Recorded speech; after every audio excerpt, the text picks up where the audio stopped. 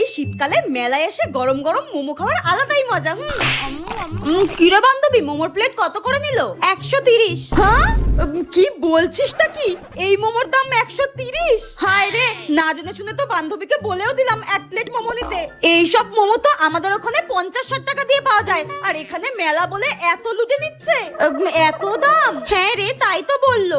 ইস, আগে কি সুন্দর 10-20 টাকায় কি সুন্দর সুন্দর জিনিস কিনতে পারতাম, আর এখন মেলায় পুরো লুট চলে, লুট। এইরকম নকুলদানার সাইজের মোমো কখনো এত দাম হতে পারে? আমার তো নেওয়াটাই উচিত হয়নি না জেনে। আবার স্যুপ দিয়েছে দেখো না, একটা বাটিও জটেনি। কফি খাওয়ার গ্লাসে দিয়ে দিয়েছে। ই বাবা, পাতলা জলের মতো পুরো স্যুপটা। আমার তো মনে হচ্ছে দোকানদার টাকটাই ফাটিয়ে দিয়ে আসি মেরে। স্যুপটা খেয়ে দেখি তো কেমন লাগছে। ইস, জলকে স্যুপ বলে চালালে কি স্যুপ হয়ে যায় নাকি কখনো? ধুর, নিয়ে ফেলেছি, এখন তো খেতে হবেই। টাকা না দিয়ে তো এখান থেকে পালাতে পারবো না।